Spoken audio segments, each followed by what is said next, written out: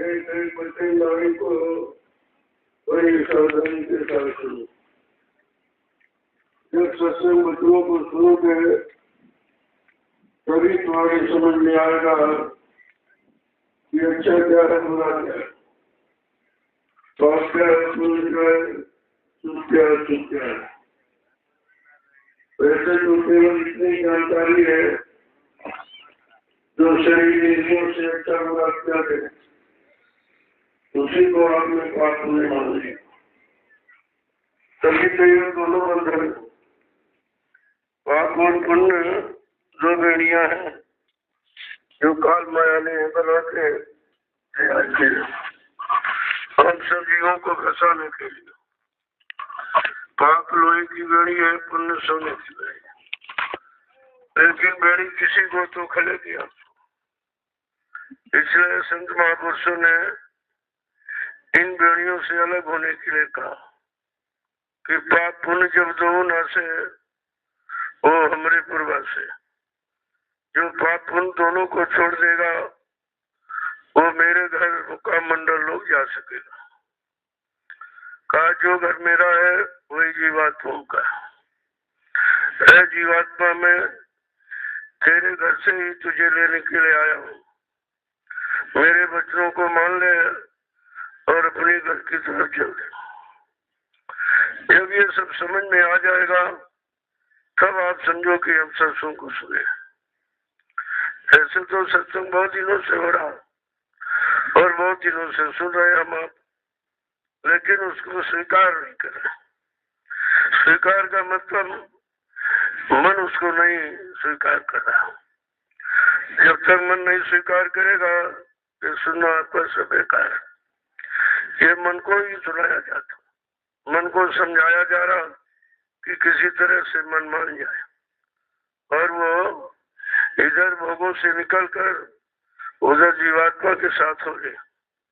क्योंकि जीवात्मा वचनबद्ध है कि जब तक मैं तुझे अपने साथ नहीं ले लूंगे तब तक घर वापस नहीं आऊंगे। इतना बड़ा काम है, कितने युगों का भूला बिछड़ा है काम। और जो सम्राट सतगुरु दयाल ने हमारे सबके लिए एक वादा किया है कि तुम सब लोग सही सच्चे रास्ते पर आ जाओ और मन ये मान ले और जीवात्मा के साथ हो ले तो फिर चलने में क्या देरी तो केवल मन को समझाने की। और इतनी जल्दी ये समझता नहीं है, क्योंकि जो आप समझा रहे हो वो इसके विपरीत दिखाई दे रहा। इसको इसमें तकलीफ हो रही है कि हमको ये सब छोड़ना पड़ेगा जो मैं कर रहा हूँ, और ये करते करते इतना आदी हो गया है। यद्यप है तो खराब है बंधन, लेकिन छोड़ नहीं पा रहा। क्यों? उसी में आदी हो गया। जब किसी काम के भाभी चली हो जाते हो आदती, तो उस आदत को छोड़ना बड़ा मुश्किल होता है। यद्यप आदत खराब है लेकिन फिर भी हम नहीं छोड़ पाते, क्योंकि मन ने उसको अच्छा समझ के धारण किया है। जिस दिन मन समझ लेगा ये खराब है, ये खराब है, इसे छोड़ना है, ये छोड़ना, ये काम करना है, बस वहीं से काम की शुरुआत हो जाएगी। अब मन को रिझाने समझाने के लिए महापुरुषों ने कितनी मेहनत किया और उनके लिए ये सब लिखा है। और किसी को नहीं समझा, मन को समझाना। लेकिन हमें अब क्या करते हैं कि दूसरों को समझाते हैं, पड़ोसियों को, इनको उनको समझाते ये खराब, ये खराब, ये कभी ये नहीं कहते कि हमारा मन ही खराब है। अगर ये हम स्वीकार कर लें कि हमारा ही मन खराब, तो फिर तो काम शुरू हो जाएगा। कभी कबीर साहब ने कहा कि बुरा जो देखन में चला बुरा न दिखा को, जब दिल खोजा अपना तो मुझसे बुरा न खोजा। कहा मैं जब बुरा देखने चला तो मतलब जब बाद में अपने मन को देखा अरे हम ही खराब है, बस वहीं से अपने बनने की शुरुआत होती। लेकिन जिस दिन ये समझ में आ जाए कि मेरा मन खराब, ये खराबी क्यों देख रहा, ये खराबी की तरफ क्यों जा रहा, ये सबकी बुराइयां क्यों कर रहा, सबकी बुराई इसको दिखाई क्यों नहीं दे रही, उन बुराइयों को क्यों पकड़ रहा है, अगर यही समझ में आ जाए, इसी का नाम तो सत्संग है। जिस दिन मन सत्य का संग कर लेगा, इधर काल माया की सारी गंदगी को छोड़ देगा, जब तक गंदगी को नहीं छोड़ेगा तब तक कुछ होने वाला नहीं। आप लाख प्रयास करो, कितने साधन करो, कितनी युक्तियां अपना लो, लेकिन जब तक मन नहीं ठीक होगा कोई काम यहाँ से बनने वाला, क्योंकि मन समग्र कार्यों का करता रहता है। सब समग्र कार्यों का आरंभ मन से ही होता है।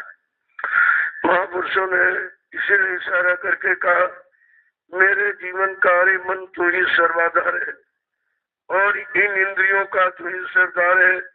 तू मुझे पापी बना दे चाहे तू धर्मात्मा, तेरे बस अच्छा बुरा करता मुझे संसार है। बड़े बड़े ऋषि मुनियों को डिगा तूने दिया, जिनको इच्छा वासना ने कर दिया लाचार। वो कितनी बड़ी बात है। हमें आपको किसी की तरफ नहीं देखना, अपने मन की तरफ देखना। किसी को समझाने का प्रयास नहीं करना, अपने मन को समझाने का प्रयास कि बनेगा तो मन ही से बनेगा। जब तक मन नहीं ठीक होगा तब तक चाहे जितना समय आप निकाल दीजिए कुछ होने वाला नहीं। संत महापुरुषों ने इसीलिए मन को पकड़ा और ये कहा, 3 युगों से तुमने मन का कहना माना तो अभी नहीं निकल पाए हो, फंसे पड़े हो। अब कहा जरा मेरा कहना मान लो। सतगुरु कहे करो तुम सोई, मन के कहे चलो मत कोई। मन का कहना मानकर तुमने देख लिया है, अब जो सतगुरु कहे वो करो। और सतगुरु कोई बन नहीं सकता है, सतगुरु कोई बना थोड़ी जाता है। लेकिन अभी तक इसी बात को नहीं समझ पाए। तमाम लोग पढ़े लिखे विद्वान अपने आप को सतगुरु कहने लगे, संत कहने लगे, तो ये तो अपराध है, क्योंकि सतगुरु वही है। सत माने ईश्वर, गुरु माने मिलाने वाला। जो ईश्वर ब्रह्म महाकाल सतगुरु से मिलाए, दर्शन दीदार कराए, उसको सतगुरु कहते। सतगुरु कोई आदमी इंसान की शक्ल का नाम नहीं है। इसे भी समझना बड़ा कठिन है, क्योंकि जिन लोगों ने अपने नाम के आगे ही लिखा ये उन्हीं को नहीं मालूम। ये कोई डिग्री डिप्लोमा तो है नहीं, कोई कॉलेज यूनिवर्सिटियां तो देती नहीं, ये तो बने बनाए जाते हैं। जब अनामी महाप्रभु को, जो हम सबका करता धरता कुल मालिक, जब उसको जहाँ जरूरत पड़ी मृत लोग मंडल में जीवों के लिए, तब ऐसा गुरु संत सदगुरु बना के भेजा और उनके द्वारा यहाँ काम कराया गया।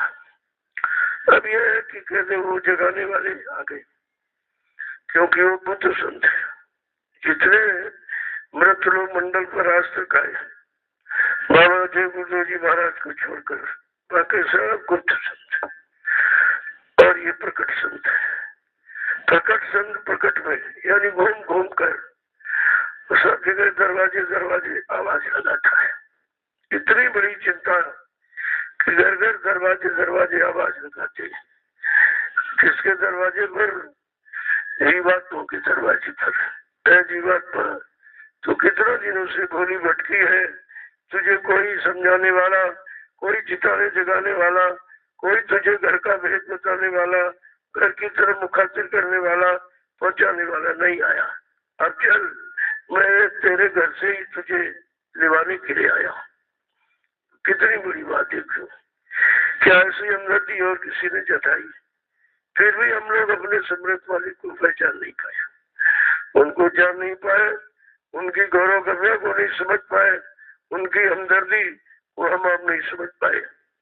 तो ये तो कोई आया नहीं, और जो आया उसको हमने पहचान नहीं पाया, तो हमारा तो काम ऐसे ही छूट गया। फिर आने का मतलब क्या, उनके पास जाने का मतलब क्या, उनसे नाम दान लेने का मतलब क्या निकला? जब कोई काम ही नहीं बना पाए तो भी जाने का मतलब ही क्या था? बार बार ये समझौती रूम में कहते नहीं, चलो जागो जागो, चेतो चेतो चेतो, चलो अपन घर की तरफ चलो। फिर अगर भूल गए फिर तुम्हारा कोई ऐसा आएगा, इस तरह की हमदर्दी लेके नहीं आएगा, क्योंकि पिछले संतों से महसूस हो रहा जो भी आए इस तरह की हमदर्दी उन्होंने नहीं जताई। हाँ, उनके यहाँ कोई पहुंच गया, सेवा श्रद्धा आदर भाव देखा तो नामदान दे दिया, नामदान तो दे दिया, लेकिन इस तरह नामदान देकर ये नहीं कहा कि मैंने जिनको नामदान दिया है जब तक उन जीवात्माओं को मालिक से नहीं मिला दूंगा तब तक मैं मानव शरीर को छोड़ के जाने वाला नहीं। ये किसी ने नहीं कहा, ये केवल समृद्ध सदगुरु ने कहा। इससे तो ये बात तो इसलिए यही तो पहचान है। जब हमारे पास पहचान नहीं है तो उनको हम आप भूल गए, क्योंकि पहचान सत्संग वचनों से होती है। जब तक सत्संग नहीं सुनोगे किसी तरफ की नहीं पहचान होगी। पहचान तो सत्संग ही आपको कराएगा, और सत्संग आप सुनते नहीं हो। तुम्हारे कान तो सुन लेते लेकिन मन स्वीकार ही नहीं करता। और सत्संग मन के लिए होता है, मन को समझाने के लिए होता है, मन को चिताने जगाने के लिए होता है, मन को इधर से उधर मोड़कर मतलब खड़ा करने के लिए होता है। तो सत्संग की महिमा बड़ी अपार है। महापुरुषों ने तभी तो कहा कि बड़े भाग्य पायो सत्संगा, बिना प्रयास हुए बहुमंगा। उनके बड़े भाग्य है जिनको परमात्मा ने अपनी बार एक मनुष्य शरीर दे दिया, और मनुष्य शरीर के जानकर संत महात्माओं से मिलन हो गया और उन्होंने सत्संग बच्चों को सुना दिया। भागशीलता त्याग से होती। तभी कहा कि बहुर काल करिए सत्संगा, कभी हो संशय सपंगा। जो बहुत समय तक सत्संग सुनते रहोगे फिर समझने लगोगे, धीरे धीरे उधर से इधर मुड़ने लगोगे, अपनी घर की तैयारी करने लगोगे, तब समझ में आएगा कि भाई हमने सत्संग सुना है। तब तो सुना आपका माना जाए।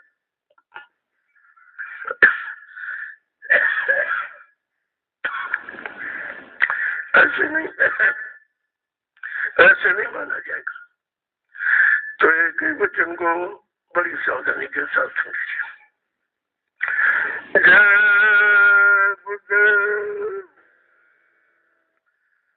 जय गुरुदेव, जय गुरुदेव, जय गुरुदेव, जय गुरुदेव, जय गुरुदेव। नाम किसका? प्रभु का। जय गुरुदेव। नाम किसका? प्रभु का। जय गुरुदेव। नाम किसका? प्रभु का।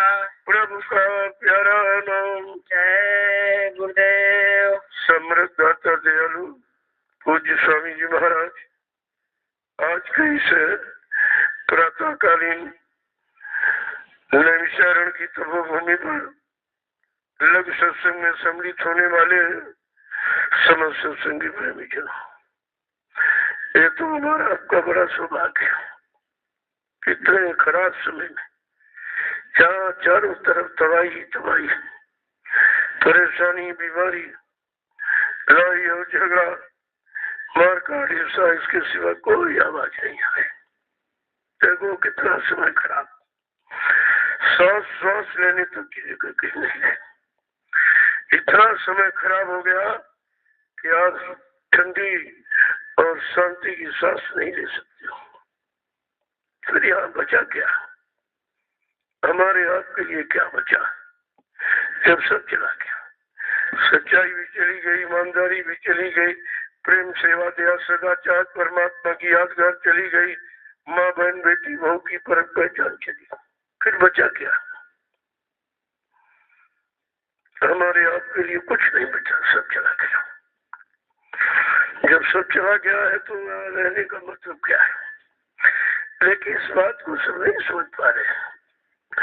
वो तो जिनको संत मत में शामिल शरीक होने का मौका मिला, जिनको सदगुरु की शरण मिली है, सदगुरु की दया जिन्होंने पाली, उसके बारे में कुछ नहीं सोचते। कर सकती यही होना चाहिए था, क्योंकि वो निर्णय चाहते हैं, वो सत्य चाहते हैं, वो झूठ को देखना नहीं चाहते, अत्याचार, व्यभिचार, अनाचार को देखना नहीं चाहते। उनके लिए तो बहुत अच्छा है, लेकिन बाकी तो बहुत खराब है। कहीं चले जाओ, बचने का और संभलने का की बात कोई करता ही नहीं। सब फंसने की बात करते हैं, क्योंकि जब फंसे बैठे, जो फंसा बैठा हमको खुद नहीं मालूम कि निकलना भी क्या निकला जाता है, या निकलना किसे कहते हैं, या निकल कर कहीं और जाया जाता है, कुछ नहीं मालूम है। वो जहाँ फंसे इसी को सब कुछ मान लिया कि इसके सिवा कहीं कुछ नहीं, सब यही है, सब यही है। ये भी जीवों की बहुत बड़ी अज्ञानता है, और ये अज्ञानता भी कर्मानुसार होता है और मिलता है संस्कार के अनुसार। संस्कार संत महापुरुष बनाते हैं, माँ बाप संस्कार नहीं बनाते। संस्कारों का जन्म संत महापुरुषों के शरण में होता है। जब उनके पास पहुंचोगे, जब वो तुम्हारा संस्कार बनाएगा, कि उनका संस्कार इधर से उधर ले जाने वाला और बाकी सबका संस्कार यहीं पर फंसाने वाला है। लेकिन जब सत्संग बच्चों को सुना जाए, तब ये समझ में आया आता है कि हम फंसे हैं कि हम निकलने की तैयारी में हैं, हमें क्या करना चाहिए। अभी तो ये भी निश्चय नहीं कर पाए कि हमें करना क्या चाहिए, या हम जो कर रहे हैं यही असली कर्म है, क्या इसके अलावा और कोई कर्म धर्म है। अभी तक जीवों को ये भी नहीं मालूम। कितना समय निकल गया। जब ये समय निकल गया, कोई इधर से निकल नहीं पाया, उधर जीवात्मा नहीं पहुंच पाई, तब लाख दया कोमल सी संता, तब संतों के हृदय में दया उठी। उन्होंने सतलोक मंडल छोड़कर हम सब जीवात्माओं को लेने के लिए ये मृतलोक मंडल में आ गए और अपनी आवाज लगाना शुरू किया, क्योंकि हम सब सो रहे हैं, इतनी गफलत की नींद में सो रहे हैं, भोगों की प्रगाढ़ निद्रा में इतना सो गए, अलमस्त हो गए कि सुनाई भी नहीं दे रहा कि कोई आवाज मेरे लिए लगा रहा है, या मुझे कोई जगा रहा, या चिता रहा, या मेरे पर कोई दया कर रहा, मुझे इधर से उधर ले जाने के लिए आवाज लगा रहा। ये समझ में कुछ नहीं आया। जब समझ में नहीं आया तो पीछे पड़े रह गए। अब ये समृद्ध मालिक की दया है जो हमें आपको जगा रहे हैं, लेकिन हम आप कब जागे?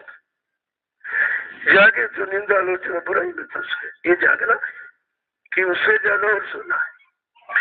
अभी सोने जागने का अर्थ नहीं समझ पाए। ये जागना किसे कहते हैं, सोना किसे कहते? ये तो तुम पहले भी यहाँ करते थे, इसकी निंदा, इसकी बुराई, इसकी, और सत्संग में आकर सत्संग को सुनकर सतगुरुओं को पाकर फिर वही काम में लग गए। तो अभी तो तुम काल की नगरी में फंसने वाला काम किया, जरा निकलने वाला काम करो, इससे कुछ ऊपर चलो उठ करके। तो समझा के क्या कह रहे हैं, जरा दो बच्चों को सुन लो, नहीं कहोगे अपने मन से इसे बना के कह रहे। तो मैंने आधार महापुरुषों के बच्चों का ले लिया। तो समझा के क्या कह रहे हैं, जरा उसको सुन लीजिए, तो आपको समझ में आ जाएगा कि वास्तव में हमें आपको क्या करना चाहिए। कि गुरु वचन कहे सो सुन रे, गुरु वचन कहे सो सुन रे, गुरु वचन कहे सो सुन रे, गुरु वचन कहे सो सुन रे। अब सत्संग में चित धर रे, अब सत्संग में चित धर ले, अब सत्संग में चित धर रे, सत्संग में चित धर ले। समझा के क्या कह रहे हैं, अरे गुरु वचन को सुन, जो गुरु कह रहे हैं उसे सुन, अपनी अपनी मत डाल। बहुत दिनों से अपने मन की सुना रहा है, लेकिन जरा गुरु के वचन को तू सुन ले। वो क्या कह रहे, जो तुझे बचाने के लिए काल माया के देश से निकालने के लिए आए हैं। कह रहे अब सत्संग में चित्त धर, अब अपना मन बुद्धि चित्त जरा सत्संग में लगा लिया। आगे क्या कह रहे हैं, तुझे नाम मिला है अजर रे, नाम मिला है जप रे, तुझे नाम मिला है अजर रे, तुझे नाम मिला है अजर रे। तू सूरत समर पकड़ ले, सूरत समझ पकड़ ले। देखो क्या कह रहे हैं, तुझे अजर अमर देश पहुंचाने वाला नाम मिला है। सतगुरु दयाल ने ऐसा नाम दिया है जो अजर अमर है। इस नाम को कोई मिटा नहीं सकता। कोई हटा नहीं सकता, कोई खत्म नहीं कर सकता। ऐसा अजर अमर देश पहुंचाने वाला ये नामदान, जिसे नामदान कहते हो, ये मिला है। जरा सूरत को संभाल के पकड़े, ये जीवात्मा को पकड़ने वाला। जिस नाम को जीवात्मा छोड़ चुकी है उसी नाम को जरा संभल के पकड़े। कहते हैं सूरत, तो उस नाम को संभल के पकड़ ले। जिस नाम आधार को तूने छोड़ दिया, यही तेरा उधर ले जाने वाला असली तेरा आधार था, वो तो कालमाया ने छीन लिया है।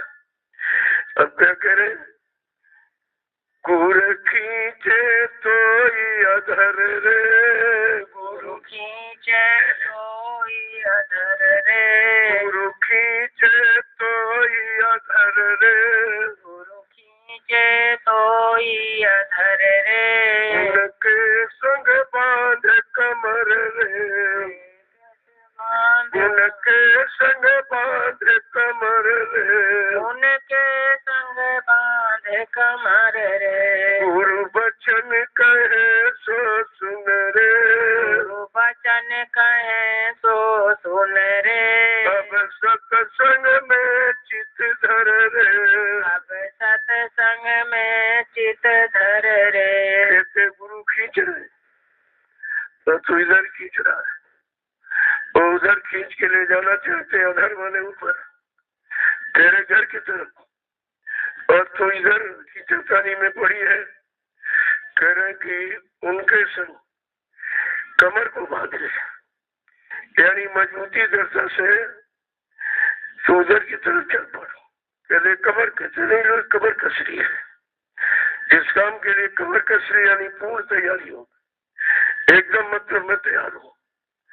आगे क्या कह रहे कि तू फैला बहुत पसर रे, फैला बहुत पसर रे, तू फैला बहुत पसर रे, फैला बहुत पसर रे, गुरु खोले तेरी कसर रे, गुरु खोले तेरी कसर रे, गुरु खोले तेरी कसर रे, गुरु खोले कसर, गुरु बचन कहे सो सुन रे, वचन कहे सो सुन रे, अब सत्संग में चित धर रे, अब सत्संग में चित धर रे। के तू काल माया के प्रसार में बहुत फैल गया है।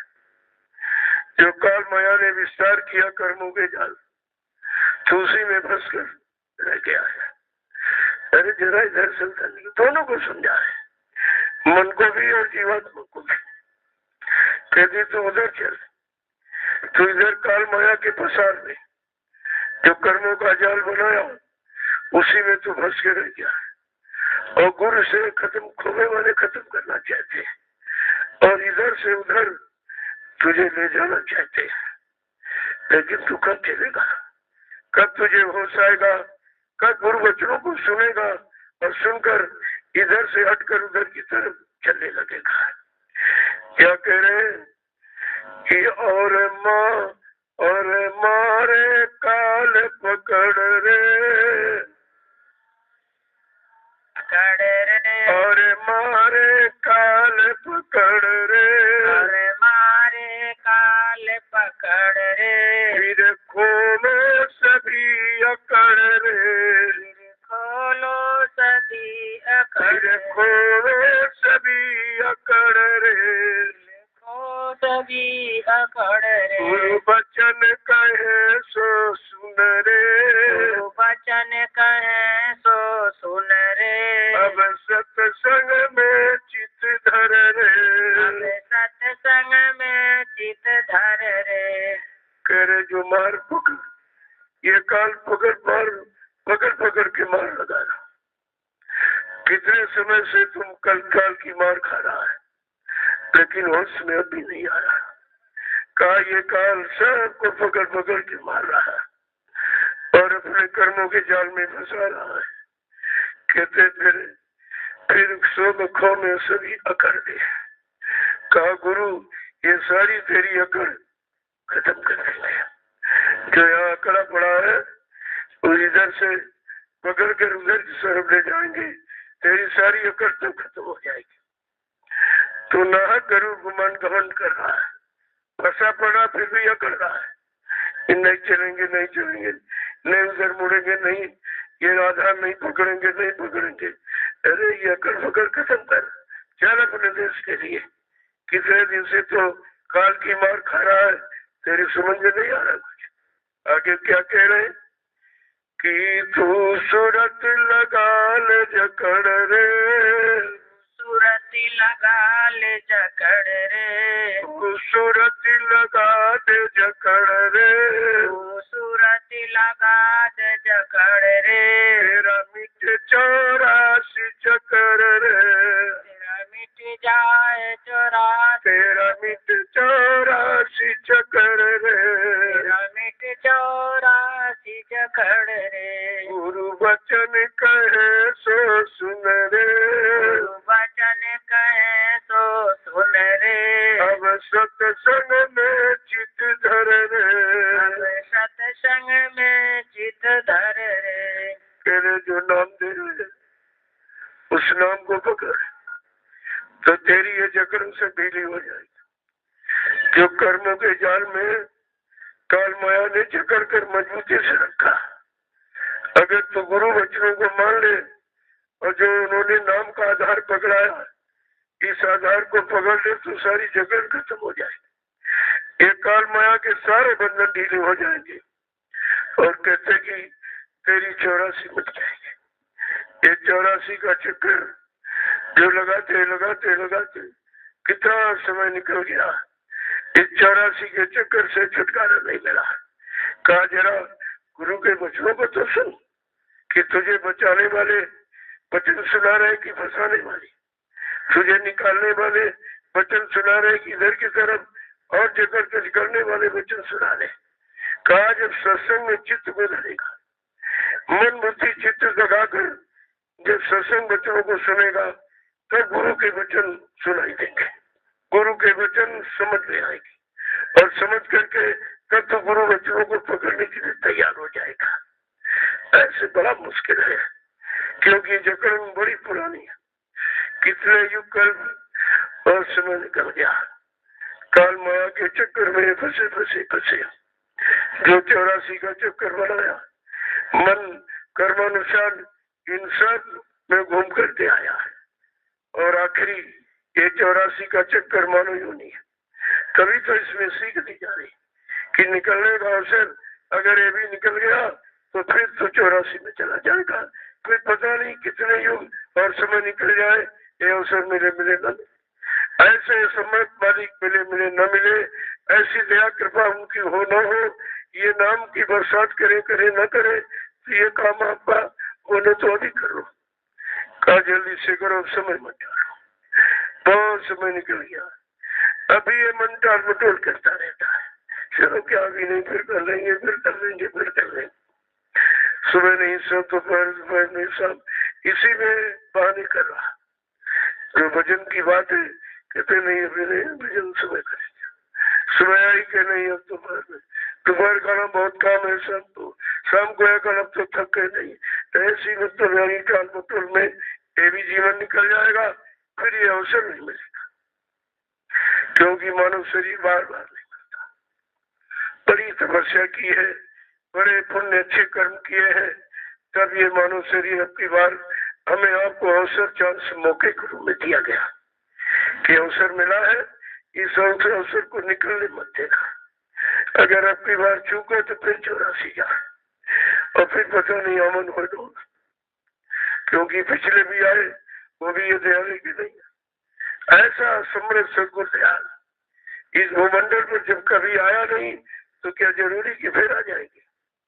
तो इसीलिए वक्त रहते उनके सामने जो कुछ करना कर लो, नहीं समय निकल जाएगा, फिर ये आपको किसी और के द्वारा नहीं होगा, दूसरा कोई कर भी नहीं सकता, क्योंकि जिसको अधिकार है जीवात्माओं को जगाने का, ले जाने का, घर पहुंचाने का, ये काम वही करेगा, ये सब नहीं कर सकता। इसलिए सदगुरु को यहाँ बन नहीं सकता, ये बना नहीं जाता।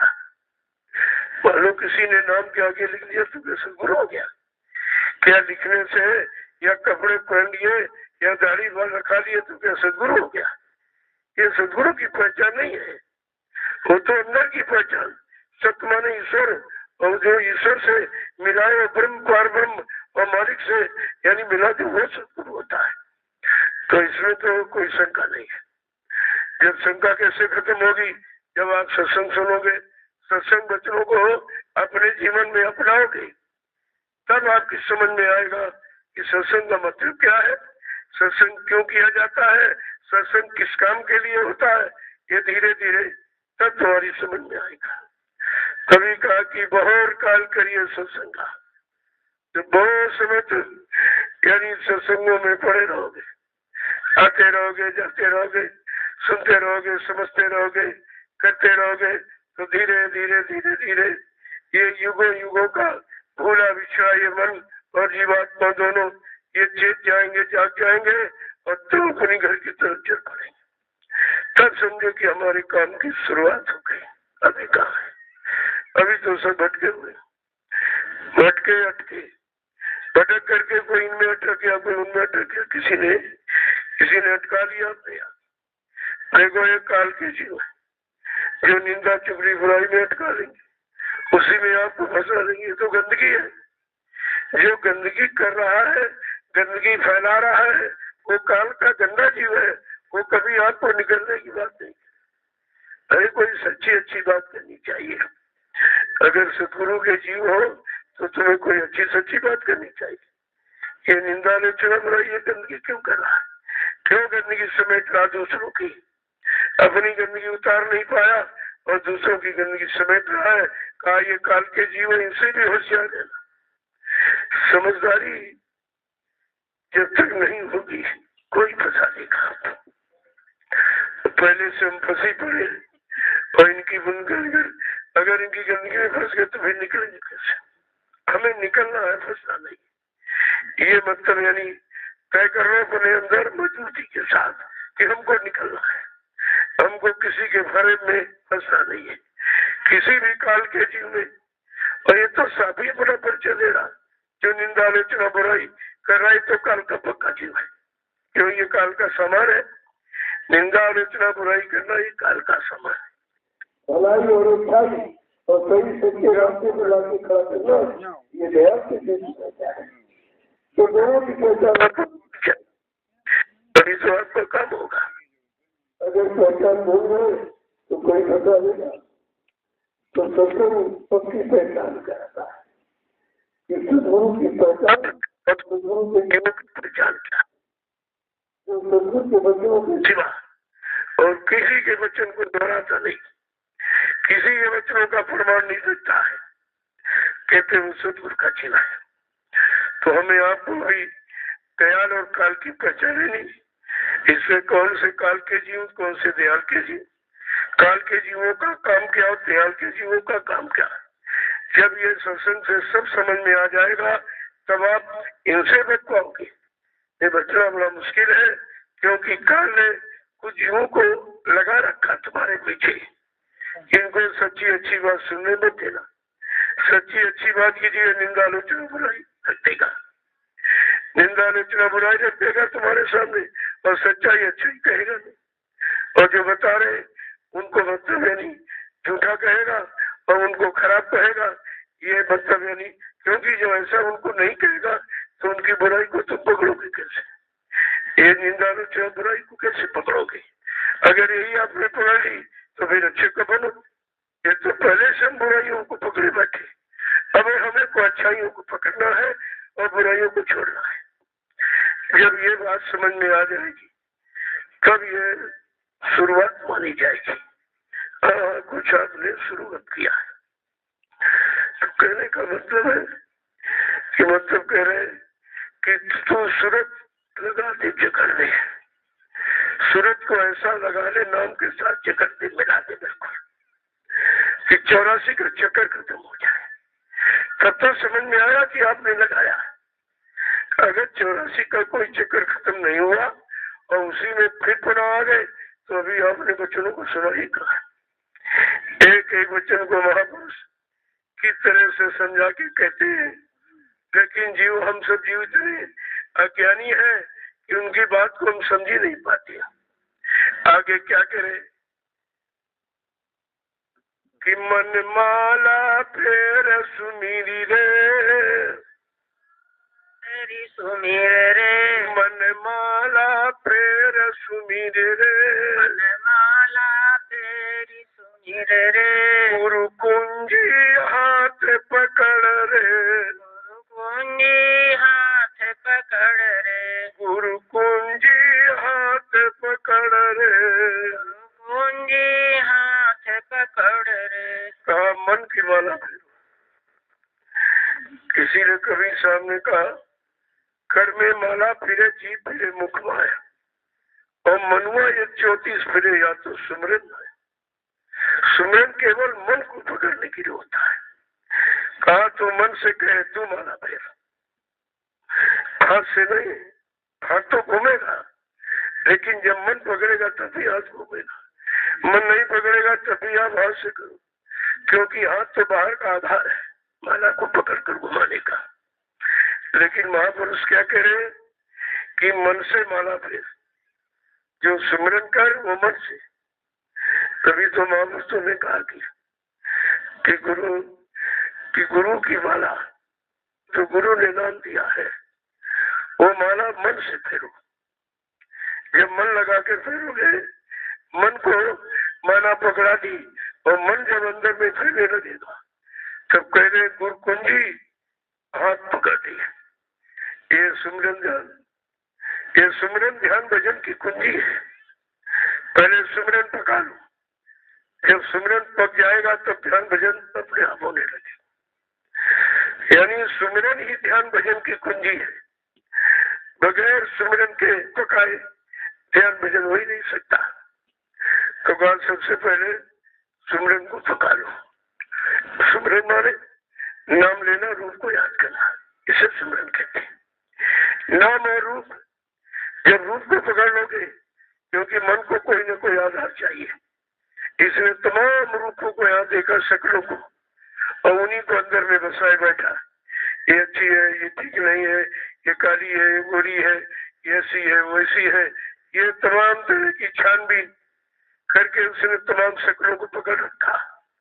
उन शक्लों रूपों की जगह पर तो ये जरा नाम के रूप पकड़ा दे कि नाम का, पहले नाम का क्या रूप है, दूसरे नाम का क्या रूप है, तीसरे नाम का क्या रूप है, चौथे नाम का क्या रूप है, पांचवें नाम का क्या रूप।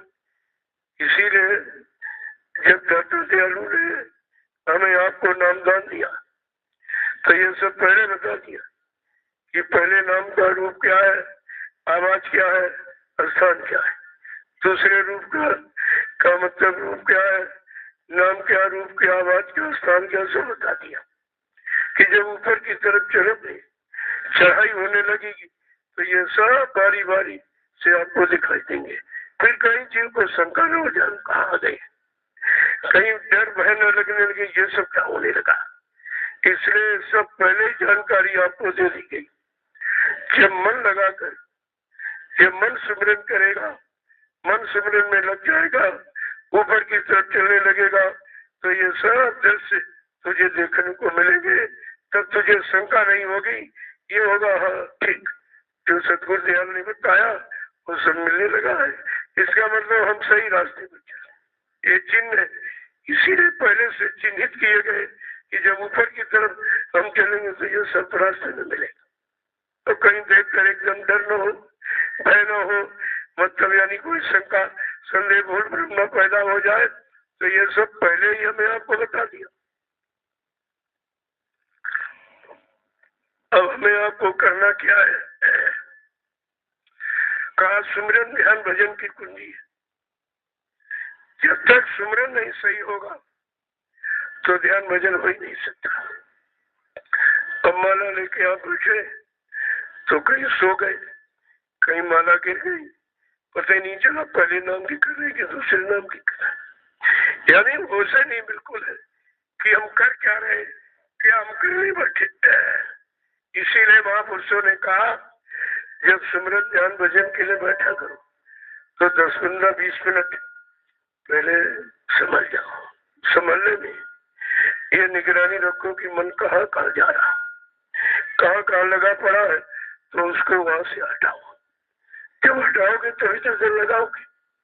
तुमने हटाया कुछ नहीं, और जब पर जल्दी जल्दी जल्दी कि सुमरन कर ले, ध्यान कर ले, ये सब इससे कुछ होने वाला नहीं। ये बेकार नहीं करनी है, इतना करना है बड़ी सच्चाई के साथ, लगन के साथ, तब तुम सफलता की तरफ चल पाओगे।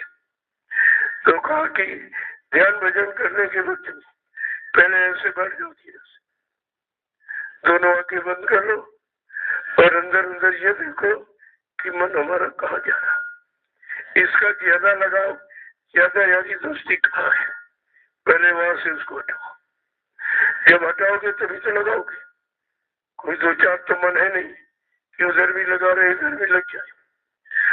ये केवल तैयारी मन की करनी है और आपको कुछ नहीं करना। कोई मतलब पूजा पाठ तो नहीं है कि फूल है, माला है, ये लाओ वो लाओ, कुछ नहीं। सारी तैयारी आपको करके दे दी है, केवल आपको करनी है। क्या करना है मेरा? देखो मनुष्य मंदिर मिल गया, मूर्ति जीवात्मा भी बैठी, सब कुछ बना बनाया। इसी बने बनाए में अपना काम बनाना है। बुद्धिमानी ये है, इसी बनाए बनाए में अपना काम बना लेना है। तो हमें करना क्या है? ऐसे धीरे से बैठ के दोनों आंखों बंद किया, ये देर निगरानी करो कि मन कहाँ कहाँ जाता है। सुमरन ध्यान के वक्त में ये बहुत भक्तों करता है, क्योंकि इसको ये होता है कि अगर इधर हम लग जाएंगे तो उधर की सारी मौज मर्जी मस्ती से छोड़नी पड़ेगी, तो बड़ा उसको बेचैनी होती है। लेकिन जब बार बार निरंतर प्रयास करोगे, नहीं नहीं तुझे ये करना ही है, तुझे ये करना ही है, तुझे ये करना है, तो एक न एक दिन ये मजबूर हो जाएगा। अगर तुम ही मजबूर हो गए तो फिर कभी नहीं कुछ कर पाओगे। इसलिए इसकी मजबूरी नहीं देखनी, अपनी मजबूरी देखो कि हमको कितने समय से मजबूर कर रहा है, भोगों की तरफ बार बार प्रयास कर रहा, बार बार मतलब ले जा रहा, मार खा रहा, फिर इसकी समझ में नहीं आ रहा। अब इसकी मजबूरी नहीं, अब हमको अपनी मजबूरी खत्म करनी है। तो जब निगरानी करोगे भाई मन कहा जाता है, किधर इसकी यारी दोस्ती बहुत, किधर इसका लगाव ज्यादा, वहीं से हटाने की कोशिश कर। धीरे धीरे धीरे देखो मन के भागने की पुरानी आदत। महापुरुषों ने कहा, अरे मन जाए तो जान दे, पर कसके राख शरीर और उतरी पड़ी कमान से कभी न चाले थी। जैसे तीर कमान रख दो कि अपने आप चल जाएगा, जब तक प्रत्यक्ष खींचने वाला कोई नहीं होगा तब तक चला नहीं सकता। ऐसे ये मन बार बार जाएगा, लेकिन शरीर का साथ चलो कुछ नहीं कर सकते हो कि बहुत जबरदस्त है, जबरदस्ती आज तक करता रहा, लेकिन काम मन जाए तो जान दे। और किसके रात शरीर, शरीर को पकड़ के रखो। जब शरीर को साथ में नहीं दोगे तो कुछ नहीं कर सकता। अकेला मन नहीं करता, बड़ा चतुर है वो, शरीर को साथ में कराता है और रस अपना लेता और मार शरीर पर पड़ती है, क्योंकि मन तो दिखाई देता नहीं, शरीर दिखाई दिया, अरे बड़ा बुरा किया इसने, बहुत खराब, मारो इसको, और बेचारा करता है मन और पीटा जाता तन। इसीलिए महापुरुषों ने कहा, अपराध करे कोई और सजा कोई और पाए। अपराधी मन है और पीटा ज्यादा तन, ये कितना होशियार है। इसलिए संत महापुरुषों ने आपको सचेत किया कि चलो ये भागता, इसको भागने दो, लेकिन तुम शरीर का साथ मत देना। जब शरीर का साथ नहीं दोगे तो लौट आएगा, फिर जाएगा, फिर लौट आएगा, फिर जाएगा, फिर लौट आएगा, और इसी एक न दिन कहेगा चलो ठीक है भाई, नहीं है चलो इसी के साथ, क्योंकि वही शरीर के कर ही नहीं सकता कुछ। ये बलवान तो बहुत है, लेकिन शरीर उसका आधार है, शरीर उसका माध्यम है, बगैर शरीर को साथ लिए ये कुछ कर ही नहीं सकता। तो हम आप शरीर को साथ में दे देते, तो फट से काम की इच्छा हुई तो काम की इच्छा को पूरी कर लिया, और क्रोध की इच्छा हुई तो क्रोध की इच्छा को पूरी करा लिया, लोभ मोह अहंकार की इच्छा हुई तो लोभ मोह अहंकार को पूरा करा लिया। हम आप देखते रह जाते, और इसका शैतान तो कुछ नहीं कर सकते। इसी शैतान को रोकने के लिए सारा प्रयास समरण सद्गुरु ने किया है।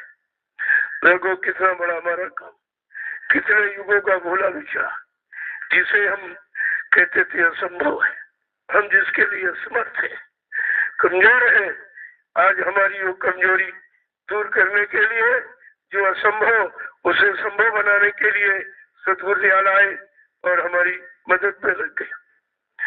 जबकि हम ये भी नहीं जानते थे हमारा असली मददगार यहाँ कौन, हमारा हितैषी शुभचिंतक यहाँ कौन, हमारे पास पहचान नहीं थी।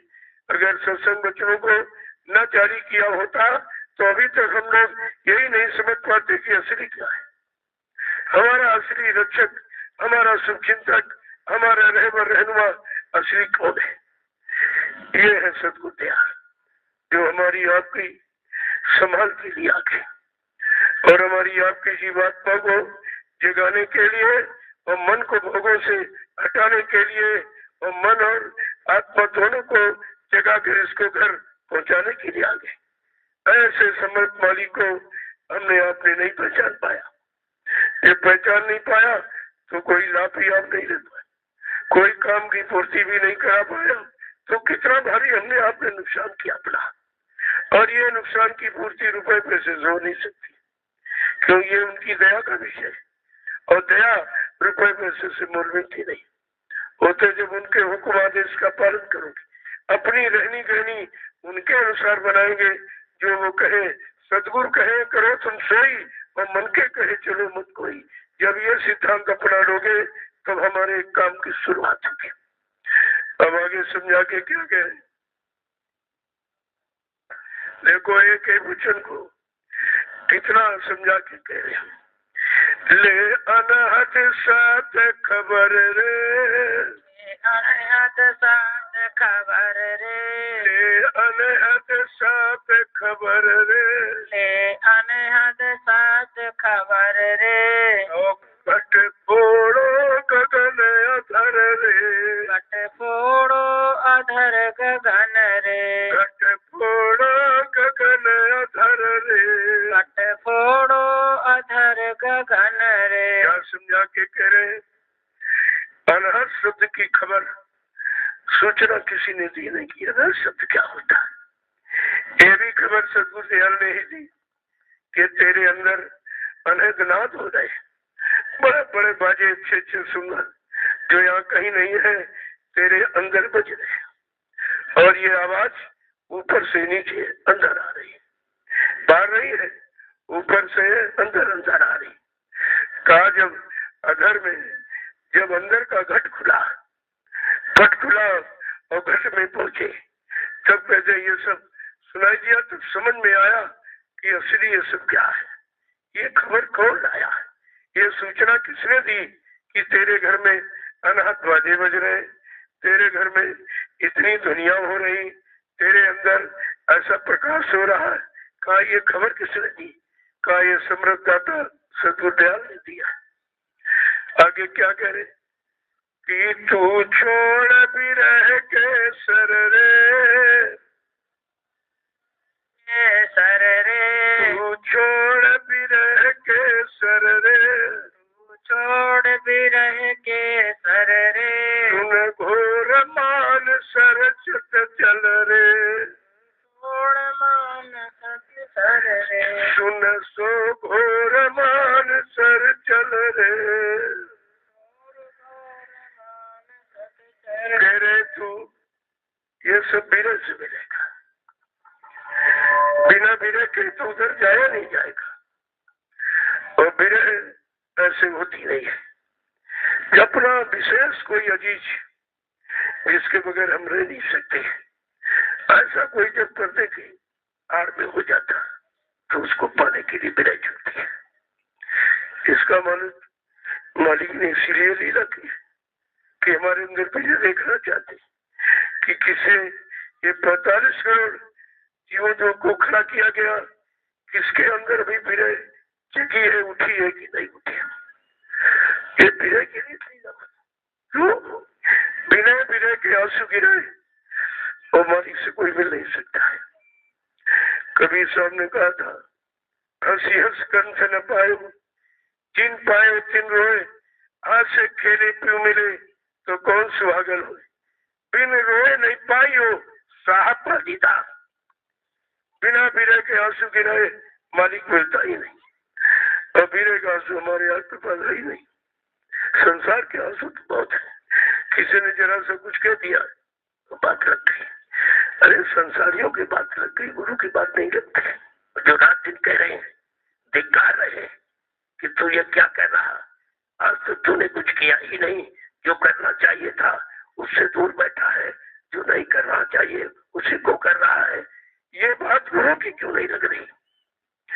अगर इसी तरह गुरु के वचन लग जाए तो वीर जग जाएंगे।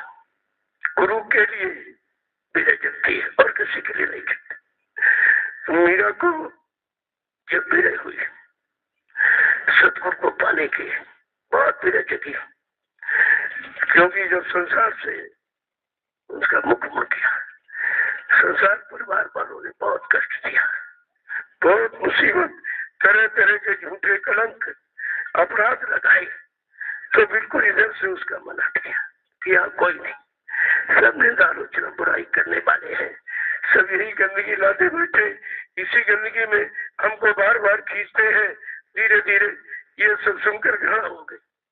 जब इधर से घृणा हुई तो उधर मालिक के लिए बेचैनी हो गई कि अब वो सच्चाई कैसे मिलेगी, सच्चाई देने वाला कौन है? इधर तो सब झूठ कह रहे, सब झूठ मतलब यानी अब सच्चाई देने वाला है कौन? सच्चाई किससे मिलेगी? सच्चाई देने यहाँ कौन आता है? तो कहते खोजत खोजत मिले संत सतगुरु रविदास, जिन दियो नाम सहदानी, तब पिया पाए पाए पी अपना, तब मेरी पीर बुझानी, मीरा खाक खनक शैतानी। खोजत खोजत खोजत बहुत खोजा, बहुत ढूंढा, बहुत कष्ट उठाए, तब सतगुरु दयाल रविदास जी मिल गए। मेरे को उसने तो खोजा और तुमको बगैर खोजे मिल गए। तुमने कोई खोज की, कोई घर परिवार छुड़ा, कोई खेती दुकान बिजली व्यापार मजदूरी बंद करके कभी एक दिन निकले हो कि सतगुरु की खोज के लिए? लेकिन वो जानती थी कि कलयुग का जी बहुत गंदा है, बहुत कमजोर है, अल्पायु अल्पज्ञ है, चलो इसको यानी मिल लो। तो खुद ही आके मिली और मिलिए, और उस जीवात्मा को परमात्मा से मिलाने वाली युक्ति आपको दी थी। बगैर मांगे आपको नामदान दे दिया। क्या किसी ने मांगा था?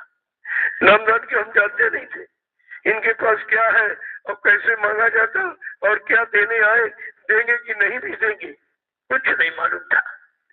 उन्होंने सब अपनी इच्छा से किया कि चलो इसको मिल लो और इसको नामदान भी देता, और चलो नामदान पकड़ा के इसको घर पहुंचा था। इतनी बड़ी हमदर्दी इस मित्र मंडल में किसी ने जताई नहीं जितनी बाबा जय गुरुदेव जी महाराज ने। और हमने आपने उनको अपना गुरु बनाया, और ये भी नहीं समझ पाए कि गुरु किस काम के लिए आता है और कौन सा काम करके जाता है। अगर ये जानकारी सब होती तो फिर अपने गुरु से हम अलग नहीं होते, न उनको अलग करते न उनसे हम अलग होते, न उनकी शरण चरण को छोड़ते न दूसरे किसी की तरफ निहारते देखते। ये काम कुछ नहीं होता। लेकिन अभी समझ ही कच्ची थी और पकड़ भी कच्ची थी, ढीली थी। तो आगे समझा के क्या कह रहे कि तो छोड़ विरह के सर में, अपने आप को सर माने तालाब, विरह के तालाब में छोड़ दिए तो विरह तेरे अंदर जागेगी और विरह में तू समा जाएगा और विरह तेरे में समा जाएगी। कहा कि तब कहीं बनने की शुरुआत होगी। इसके पहले कहते सुन घोर मान सब चल दे, कि जो घोर घना घोर आवाज हो रही इधर से, तब इधर हम निकलने की तैयारी करेंगे और उधर चलेगी, इधर से निकलने की उधर चलेगी, तब ये तैयारी शुरू होगी। इतना आसान नहीं जितना सुनने में आसान है। इतना सुनने में आसान है उसको करोड़ों गुना लागू करने में कठिन है। लेकिन जब साथी मिल गया, हमदर्दी मिल गया, ले जाने वाला, तो हमें कुछ नहीं करना, केवल उनके पीछे हो लेना है।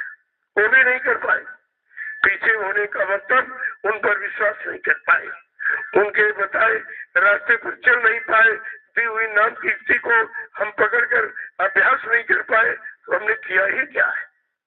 आगे क्या कह रहे समझा, कर सुन शिखर पर घर रे, सुन शिखर पर घर रे, कर सुन शिखर पर घर रे, कर सुन शिखर पर घर रे, सुन सुनता चल सतगुरु रे, सुन सुनता चले सतगुरु तुम रे। दोहरा भी नहीं पाते, इतनी मेमोरी कमजोर है, बताओ कैसे करोगे? जब तुम ये अक्षर में लिखा नहीं दोहरा पाते तो शब्द को कैसे पकड़ो? अच्छा नहीं पकड़ पाती, यानी कुछ नहीं है, बिल्कुल जीरो हो। अब जीरो है तो करोगे कैसे? बहुत मुश्किल है। इतनी याददाश्त मेमोरी कमजोर कि जो शब्द दोहराने के लिए कहा जा रहा है वो भी तुम्हारे बस का नहीं। तुम्हारे बस का है क्या है? केवल अकड़ है, अकड़ रहेगी, कुछ नहीं। क्या कह रहे हो समझा के? कितनी बड़ी बात। क्या कह रहे? कर सुन शिखर पर घर रे, कहा चल यहाँ से, तेरा घर उधर है। सुन शिखर पर, वो चोटी है सबसे ऊपर, सबसे ऊपर सतधाम है, वो तेरा वहां घर है। चल उस घर की तरफ, वहां जब पहुंच जाएगी तो कहते सब समझ में आ जाएगा। और धुन सुनता चल सतपुर रे, जो आवाज अंदर आ रही वो सतपुर यानी सतपुर और सचखंड पर बुलाने वाली, ले जाने वाली वो आवाज है। उस आवाज को पकड़ ली, लेकिन तुम यार लोगों की आवाज पकड़ते। अभी तो निंदा आलोचना बुराई में लगा, उसकी आवाज पकड़ ली थी। ये भी नहीं समझ पाते जो गंदगी है, ये गंदगी का काम कर रहा, इनकी आवाज हमें थोड़ी पकड़नी। हमें तो अपने घर जो सुन शिखर पर मेरा घर है, उधर से जो आवाज आ रही मैं उनको पकड़ना है, इसको छोड़ना है। आगे समझा के क्या कह रहे हैं? फिर अलग अगम जातर रे, अलग अगम जातर रे, फिर अलग अगम जातर रे, फिर अलग अगम जातर रे, सतगुरु धाम अमर रे, सतगुरु धाम अमर रे, चल सतगुरु धाम अमर रे, चल सतगुरु धाम अमर रे। कह रहे उसके सतलों के आगे अलग और अगम है। अभी एक असली घर नहीं मिला, अभी केवल उसकी सीमा में आ गए, सीमा में आ गए। लेकिन असली घर कहाँ है? सतगुरु धाम अमर है। जो सतगुरु का सत्ता धाम है, अमर लोक है। इसी को धुर धाम कहते हैं, इसी को अनामी धाम कहते हैं। कहा जल वहां तुझे रुकना, यहाँ कहीं रुकना नहीं है। ये सब देख ले, तेरे घर का क्षेत्रफल, तेरे घर की शुरुआत सतलोक से प्रारंभ होती है। सतलोक अलग, अगमो अनाम वो असली धाम है। हम संसारी सुरतों का असली धाम मुकाम वो मतलब अगम लोक ही है। अब ये तो किसी को मालूम थी, यहाँ तो सतलोक तक का वर्णन है। इसके आगे इशारा तो किया है, लेकिन सतलोक से संत आते जाते रहे। तो संतों ने अपनी पहचान दे दी कि मेरी पहचान सतलोक है, संतों ने। लेकिन परम संत सच्चा मालिक जो मृतलोक मंडल में हम सब जीवात्माओं के वास्ते आया, हम सब जीवात्माओं को अपने घर पहुंचाने के लिए आया। कहा वो तो अनामी पुरुष है। जब अनामी पुरुष दया कृपा करके मृतलोक मंडल में मानव चोला धारण करेंगे हम सब जीवात्माओं के वास्ते, और प्रभु नाम लेके आएंगे। ये सबसे पहचान उनकी क्या है? वो प्रभु नाम लेके आएंगे। अब देखो असली पहचान जिसने संत आए, प्रभु नाम लेके कोई नहीं आया। अपने अपने समय में जो नाम का आधार उनको दिया गया वो आधार लेके आए और जीवात्माओं के लिए आधार लगाया और सतलोक तो पहुंचा दिया। लेकिन अलग अगम अनामी धाम कौन पहुंचाएगा? एक अनी अनामा अज सच्चिदानंद प्रभु धामा, एक ही वो अनामी धाम है, वो अनामी महाप्रभु है। जब अनामी महाप्रभु स्वतः मृत्यु मंडल पर मानव चोले में आएंगे और प्रभु नाम लेके आएंगे। उनकी पहचान क्या है? प्रभु नाम लेके आएंगे, प्रभु नाम को जगाएंगे, सिद्ध करेंगे, प्रभु नाम का प्रचार कराएंगे, प्रभु नाम से जीवात्माओं को जगाएंगे, प्रभु नाम का बेड़ा भवसागर में लगाएंगे और प्रभु नाम बेड़े पर बिठाकर हम सब जीवात्माओं को प्रभु धाम पहुंचाएंगे, तो जीवात्माओं का आवागमन खत्म हो जाएगा। देखो कितना बड़ा काम लेके आए जो किसी ने नहीं किया। अब हमारे पास पहचान नहीं थी और पहचान दी उसको हमने आपने दिया। सत्संग सुना सुना कर अपनी पहचान दी थी और इतनी बड़ी पहचान किसी ने बताई नहीं है, क्योंकि हम सब शंका में न रहे, इसलिए उन्होंने अपना भेद खोला कि हम आए वही देश से जहाँ तुम्हारा धाम और तुम सबको घर पहुंचाना एक हमारा काम। अपना काम भी बता दिया कि मेरा मृत्यलोक मंडल में आने का एक ही यानी कारण है कि मैं उसको इनको सबको अपने घर ले जाना चाहता हूँ। अब ये पहचान भी बता दिया, काम भी बता दिया, नाम भी बता दिया और धाम भी बता दिया। फिर शंका किस बात की? जब तीनों परिचय मिल गए, नाम भी मिल गया, काम भी मिल गया, धाम भी बता दिया, फिर शंका किस बात की? क्योंकि ये काम किसी ने किया नहीं था। ऐसे अनामी धाम ले जाने की बात किसी ने की नहीं थी और प्रभु नाम किसी ने बताया नहीं था, इसलिए हमसे भ्रमित हो गए, असली बात को नहीं समझ पाए। तो आगे समझा के क्या कह रहे? ये आरत नित ही कर रे, आरत नित ही कर रे, ये आरत नित ही कर रे, ये आरत नित ही कर रे, गुरु करे दया तुझ पर रे, गुरु दया करे रे तुझ पे, गुरु करे दया तुझ पर रे, करे दया तुझ पर रे। क्या करे? ये आरती, ये आरत भाव यानी जो अंदर से दया का भाव उमड़ता है और विरह के आंसू जब निकलते हैं उससे जो शब्द सना हुआ आता है वो आरत शब्द होता है। आरत माने दीनहीन बनकर, हम दीनहीन बनकर जब मालिक को पुकारेंगे कहते वो सब सुनते हैं और गुरु करे दया तुझ पर रे, तब हम सतगुरु की दया पाने के अधिकारी बन पाएंगे। जब तक विरह का आंसू नहीं निकलेगा हम दया पाने के अधिकारी नहीं है। केवल हम अपनी नकली फरियाद करते हैं, यही संसार की भोगों की प्राप्ति की, ये मिल जाए, ये मिल जाए, बच्चा मिल जाए, बच्ची मिल जाए, ये सारे वही जिनको मिला उन्हीं से पूछो, जिनके पास बच्चे उनसे पूछो कितना रो रहे। सब मेरे पास वही शिकायत करने आते हैं कि बच्चा कहना नहीं मारता, अब तो मारने लगा, कहता घर से निकल जाओ, तुम्हारे लिए घर में कोई जगह नहीं, कोई रोटी पानी नहीं, यहाँ कितने लोग पड़े उनसे पूछिए आप कि बेटों से कितना लाभ, उत्तर तुम्हारी समझ में आ जाएगा। और तुम उन्हीं बेटों की मांग करते हो, हमको दे दिए, हमको दे दीजिए, मिल जाएगा तो आफत में पड़ जाओगे, फिर कहोगे इससे न देते तो अच्छा था, इससे न देते तो अच्छा था। क्यों? ये कलयुग है, यहाँ कलयुग की संतान कभी सेवा नहीं करेगी, आदर भाव नहीं करेगी, फिर यह सब कलयुग का सामान क्यों मांगते हो? अरे वो चीज मांगो जो कोई न थी, वो है अपनी जीवात्मा के कल्याण की बात। अरे हमेशा के लिए यहाँ से चले जाओ, अच्छे बच्चे कच्चे इनसे सब से छुटकारा मिल जाए, ये सब तुम्हारे फंसाव का कारण ही तो है। सब बेचारे रो रहे, जिनके बच्चे हैं सब रोते, कह रहे नौकरी नहीं लग रही उनकी, कोई काम नहीं मिला।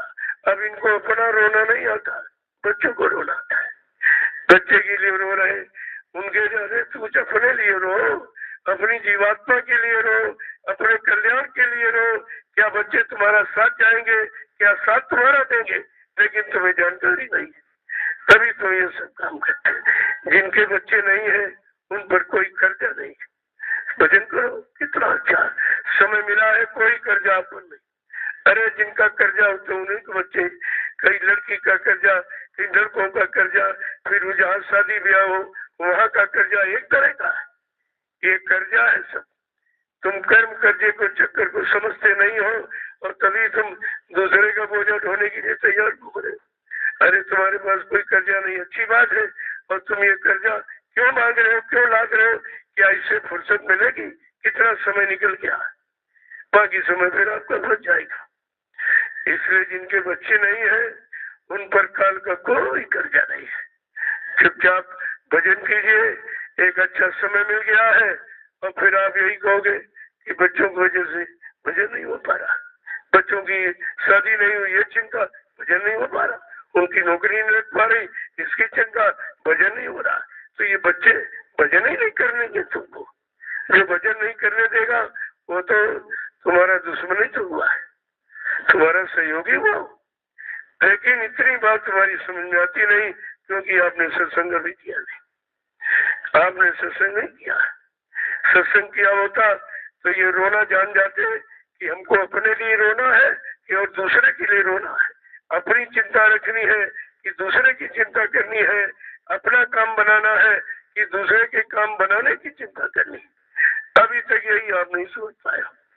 इसलिए कहते कि जब सत्संग करने लगोगे, आने लगोगे, तो सारी बात समझ में आपके आ जाए कि हमें यहाँ मांगना क्या चाहिए, इनके दरबार में मिलता क्या, या क्या देने के लिए आए हैं, हमें वही चीज मांगनी चाहिए।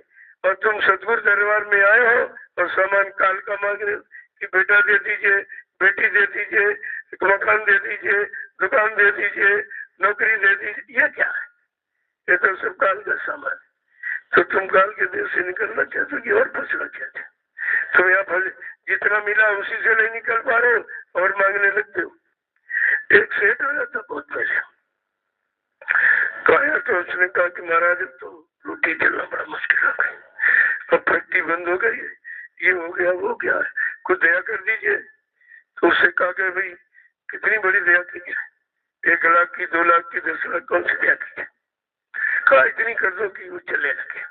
कहा अच्छा जा जा जा, और चला गया और फैक्ट्री चलने लगी, और इतनी चली कि 4 फैक्ट्रियां बन गई। और जब 4 फैक्ट्री बनी तो बोल गया गुरु को, समय नहीं उसके पास, अब वो फैक्ट्री देखे कि गुरु को देखे, धीरे धीरे बिल्कुल भूल गया। 25 वर्ष के बाद जब फिर सिमट गई, तो समेट दिया भी जाता है तो समेट भी दिया जाएगी, जो देता है वो लेना भी जानता है, ऐसा नहीं कोई अज्ञानता में नहीं देता। जब फिर सब समेट लिया और फिर कुछ नहीं रहा तो फिर आया, फिर पीछे का वो देखो पीछे बैठा है, ये 25 साल के बाद आया, 25 साल हो गए इसको। इस पर 2 लाख की दया की गई थी और 2 करोड़ 10 करोड़ तक हो गया तो भूल गया, अब ये फिर आया है। तो उससे कहा सिर्फ ये बताओ अब कौन सी दया की जा सकता?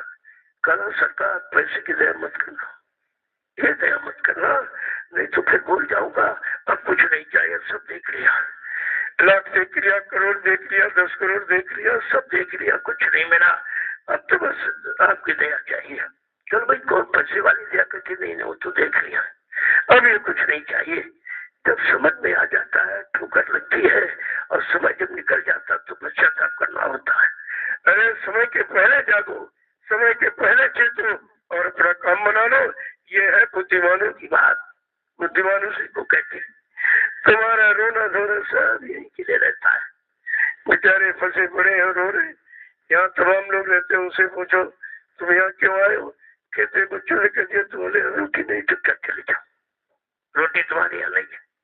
देखिए एक माँ 4 बच्चों को पाल देती है, 4 बच्चे एक माँ बाप को नहीं पाल पाते, नहीं रख पाते। तो ये तो काल का सामान है, इससे कभी किसी को सुख नहीं मिला तो दुख पाने का है। तुम इसमें सुख ढूंढते हो, शायद बेटा में मिल जाए, बेटी में मिल जाए। अगर कितना बेटे बेटी वाले उनसे पूछिए आप तुम्हें कितना सुख मिला है तो सब बता देंगे तुमको, और तुम उससे सुरक्षित हो सब तरह से, तुम्हारे पर कोई कम खर्चा नहीं है। तुम दूसरे का, अरे हाँ तो ऐसे लोग हैं कि दूसरे का बच्चा मोल ले लेते, जो मुसीबत मोल खरीद रहे हैं, उन बेचारों को यही नहीं मालूम कि हम मुसीबत पैसे से मोल खरीद रहे हैं। अब ये जानकारी तो जब होती है, इसीलिए कहता सतगुरु का सच्चा दरबार है, जहाँ सच्चाई के सिवा झूठ ही नहीं, जहाँ सुख के सिवा दुख का कोई काम नहीं है।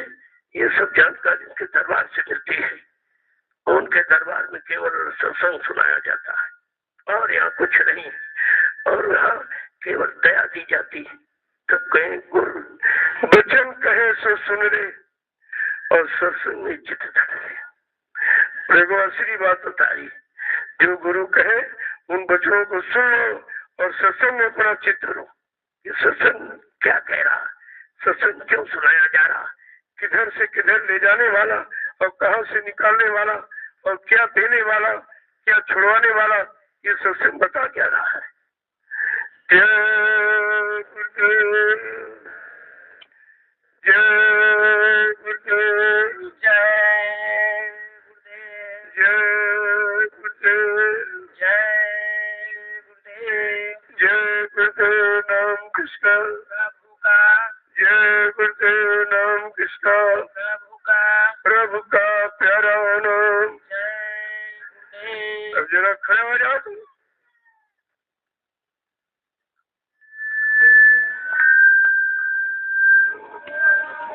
जगाओ जगाओ, होने का समय नहीं है। देखो अभी खड़े होने में कितनी देर है, बेचारे अभी तक नहीं खड़े हो पाए। अब इनसे पूछो जब खड़े नहीं पाए तो चलेंगे कभी, और चलेंगे नहीं तो पहुंचेंगे कभी। अब चलना पहुंचना कुछ मालूम ही नहीं है, कहाँ पहुंचना है, किधर चलना है। चल तो रात दिन रहे हो, लेकिन किधर चल रहे हो, जहाँ वो जाल बना रखा उसी में फंसने के लिए जा रहे हो। और वो कह रहे जाल से निकलने के लिए चलो अपने घर की चलो, उधर की चलो उधर की नहीं। तुम कहते नहीं नहीं इधर का सामान दे दीजिए, ये दे दीजिए, वो दे दीजिए, वो दीजिए। तो काम मैं तो निकालने आया हूँ, मैं फंसने का सामान नहीं दूंगा। तुम कितना रोज चिल्लाओ, जैसे माँ रोटी पका रही हो और बच्चा चूल्हे के सामने बैठा है, आग का बड़ा सा अंगारा लाल देख कहते माँ ये खिलौना दे दीजिए, फिर माँ ये खिलौना दे दीजिए। बहुत रो रहा, जिद कर रहा, क्या माँ उसके रोने पर दे देगी? वो तो अज्ञानता में कह रहा खिलौना है, लेकिन माँ तो जानती आग का अंगारा कभी नहीं देगी, कितना भी रोज चिल्लाए। इसी तरह तुम ये संसार का सामान, इसके लिए कितना रोज चिल्लाओ वो कभी नहीं मिलेगा।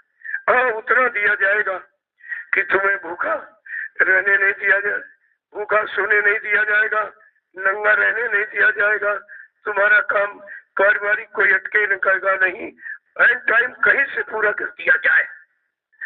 लेकिन तुम भजन करते रहो। एक काम हमें आपको दिया था कि मैं तुम्हारी सारी मनोकामनाओं को पूरा कर दूंगा, कहा लेकिन बच्चा तुम भजन करने, तो हमने आपने एक वो भी काम नहीं किया, वो भी काम नहीं किया। अगर एक काम भजन का कर लेते ये तो सब शर्मात की चीजें, मिलन देर कितनी है। जब भजन से परमात्मा मिल जाता है ये सामान कितना है, ये तो झटके में आपको मिल जाएगा। लेकिन इस सामान को लोगों ने समझ लिया है और समझ के छोड़ दिया है, वो कभी इस सामान की इच्छा रखते ही नहीं और इस सामान की कभी तोड़ते नहीं।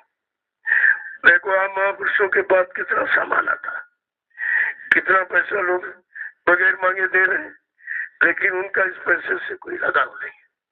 ये लगाव जरूर है कि इनका काम हो जाए। तो क्या रुपए पैसे से परमार्थ का काम कभी किसी ने किया है? वो भी आपका हो रहा। आपने जो 1 2 10 20 50 दिया, देखिए ये जमीन है, ये जमीन आपकी पड़ी उसी से, मेरा इसमें कुछ नहीं है। जो आपने गाड़ी कमाई खर्च की है और जो अब दे रहे हो वो उधर निर्माण हो रहा, ये सब सामने है। क्योंकि हमको तो उससे कोई लगाव है नहीं, क्योंकि हमने उसको समझ लिया है। अब तुमने दिया इसलिए हम जानते हैं कि अच्छी जगह हमारा लगा देना, कि हमको अच्छी जगह मालूम नहीं है, तो उस नाते आपका लग गया। और ये सब देख रहे हैं तो प्रेमियों को समझना चाहिए। जय गुरुदेव, जय गुरुदेव, जय गुरुदेव, जय गुरुदेव नाम किसका, जय गुरुदेव नाम किसका, जय गुरुदेव नाम किसका, प्रभु का प्यारा नाम। जोर से बोले, सब मिल बोले, बोलना होगा, अभी से बोलो। दुख दर्द हरेंगे, सब कष्ट हरेंगे, सुख शांति भी देंगे, सबके दाता, सबके मालिक, प्रेम से बोले जय गुरुदेव। ये नाम नहीं इंसान का, ये नाम है प्रभु का, ये काम नहीं इंसान का। ये काम है प्रभु का। देखो ये नाम क्या परिचय दे रहा है। ये प्रभु नाम इस भूमंडल पर कभी नहीं आया, इसलिए ऐसे काम करने का वादा भी किसी ने नहीं किया। ये दोनों चीजें आपके सामने, कभी नाम भी नहीं आया और नाम का ऐसा काम भी कभी नहीं। जब दोनों बात आप नहीं समझ पा रहे हो तो भी इससे ज्यादा और कौन सी सरल तौर तरीका निकाला जाए जो तुम्हारी समझ में आएगा। ये प्रभु नाम का काम क्या है, ये सब आपको जय घोष के माध्यम से ये सब बताया जा रहा है। ये करेगा नाम, ये करेगा, ये करेगा। अभी तो कुछ नहीं हुआ क्योंकि अभी आप तैयार नहीं हो, अभी उस तरफ से हटे नहीं और इधर आप डटे नहीं हो, तो फिर बताया जा तो कैसे बताया। ऐसे थोड़ी, अभी तो केवल इशारा किया जा रहा कि नाम क्या क्या काम करेगा। जब इसको अपने अंदर बसा लोगे ये पूर्तियां लागू हो जाएगा कि जन जन की जबान पर जब जय गुरुदेव नाम आएगा सच्ची स्वतंत्रता का मानो तब आनंद उठाएगा। इसके पहले ये लाभ किसी को मिलने वाला नहीं है। देखो कितनी बड़ी बात, कब आनंद उठाएगा। आनंद परमानेंट होता है, सुख क्षणिक होता है। ये भी इस्लाम की महिमा है कि आनंद देने वाला है, ये क्षणिक सुख देने वाला नहीं है, परमानेंट आनंद देने वाला है। कितनी बड़ी बात नाम के यानी नाम में समाई हुई है। अभी नाम का हमने प्रयोग कर ही नहीं पाया, केवल जबान से हम कह देते। अगर किया होता तो बुराइयों में थोड़ी जाती। यही लोग रहते रहे, नाम को दोहराते चिल्लाते रहे और बुराइयों से अलग नहीं हो पाए। इनको तो बहुत ज्यादा सजा मिलेगी कि तुम शरण में रहे हो और तुम दूसरों को चिल्ला के सुनाया बताया और तुम्हारे अंदर कुछ नहीं आया, तो कितनी बड़ी सजा इसकी। तो यही तो है, आपको सोचना चाहिए। अरे जब कहो, जब उस काम को करने के लिए तुम तैयार हो जाओ तब कहना। ये नाम उस तरह का नहीं है काल शक्तियों का, कह दिया भूल गए, कह दिया भूल गए या भुला दिया। ये नाम तो कुछ काम करने आया और करके जाएगा, जो काम भूमंडल में किसी ने नहीं किया। और कहा था इस नाम की सत्यता क्या है, जय गुरुदेव मिटाने वाला स्वयं वही मिट जाएगा। ये ऐसा नाम है, इस नाम का अनोखा ऐसा काम। और हमें आपको सदगुरुदेव की दया से मिल गया, लेकिन हमने आपने भी कीमत कहा से। अभी तुम निंदा आलोचना बुराई में जुटे पड़े हो। तुमने क्या जय गुरुदेव नाम इसी के लिए दिया? तो जय गुरुदेव नाम की यही महिमा है, यही जय गुरुदेव नाम का काम कि दूसरों की निंदा आलोचना बुराई करके समय खराब करना। ये बेचारे काल के जीवों ने अभी तैयार नाम की परिभाषा भी नहीं सीखी कि नाम काम क्या करेगा। जय गुरुदेव, जय गुरुदेव, जय गुरुदेव। तो आप लोग अपनी अपनी सेवा में चलो। देखो जो रात्रि सेवा कर रहे हैं कितने बड़े सौभाग्यशाली हैं। रात में कौन जगता है? योगी, योग करने के लिए, आदेश पालन के लिए जगता है। तो आपको तो रात्रि सेवा मिल गई कि ये सेवा सबसे महत्वपूर्ण है, क्योंकि नारी नींद भोजन तजय तजय खड़क की आस, वो इस सेवा का लाभ उठाएगा। तो ये कितना बड़ा लाभ है। ये है सच्ची परमार्थी सेवा, रात्रि सेवा। तो इसी पर सब सेवाओं का अलग अलग दर्जा है, अलग अलग उनका लाभ है। तो ये जो रात्रि सेवा प्रेमी कर रहे हैं ये तो बहुत बड़े परमार्थ का काम कर रहे हैं, क्योंकि सब सोते हैं, ये उनकी रक्षा करते हैं। वो भजन कर रहे हैं तभी वो खड़े हैं सेवा में, तुमको भजन करने में शांति प्रदान कर रहे हैं, सहयोग कर रहे हैं। ये छोटा मोटा काम नहीं है, आपको हर सेवा का अर्थ समझना चाहिए। जय गुरुदेव, जय गुरुदेव। इनकी टोलियां बना लो, 2-2 घंटे का सबको मौका मिल जाए, सबको सेवा मिल जाए और सोने को भी आपको मिल जाएगा। तुम्हारे दोनों काम सुचारू रूप से हो जाएंगे। सोना भी और सेवा भी, दोनों चीजें हो जाएंगी। इसलिए इनकी टोलियां बना लो और जो प्रेमी आते जाए और सबको कह दो भाई ये रात्रि सेवा इस समय विशेष परमार्थी सेवा का लाभ है, आप लोग आकर के ले लीजिए। तो मतलब यानी ये लाभ सबको मिल जाए। जो आते जाते रहेंगे ऐसी टोली बनाते रहो, जब वो चले जाए तो दूसरे आ जाए उनकी भर्ती कर दो, वो चले जाए तीसरे उनकी भर्ती, ऐसे सबको सेवा का मौका मिल जाएगा। इसीलिए एक ऐसी व्यवस्थित व्यवस्था का सूत्रपात किया गया कि सबको सेवा का लाभ मिलना चाहिए। जय गुरुदेव। और यहाँ सेवाएं बहुत, एक तो आपका ये फार्म है जिसमें आप सब्जियां उगा रहे हो अपने लिए और कितने प्रेमी आएंगे उनके लिए, ये सब परमार्थ से संबंधित है काम। यहाँ अपने स्वार्थ से संबंधित कोई काम ही नहीं हो रहा। स्वार्थ तो आपका हो ही जाएगा, लेकिन साथ साथ में परमार्थ हो जाए तो स्वार्थ परमार्थ दोनों ही लाभकारी हो जाएंगे। तो ये अब आपका गौशाला है, कुछ प्रेमी जैसे बहुत दिनों थक गए तो आपको उसमें अपना चयन कर लेना चाहिए। चलो भाई हमें कुछ दिन कर लेने दो, हम एक सप्ताह के लिए आए, एक सप्ताह हमें कर लेने दो, तो एक सप्ताह उनको रेस्ट मिल जाएगा और आपको सेवा मिल जाएगी। ये बड़े तौर तरीके से सब व्यवस्थित व्यवस्था रखी गई। अगर उसी तरीके से आप पालन करो तो आपको लाभ भी मिल जाएगा, परेशानी कुछ नहीं होगी।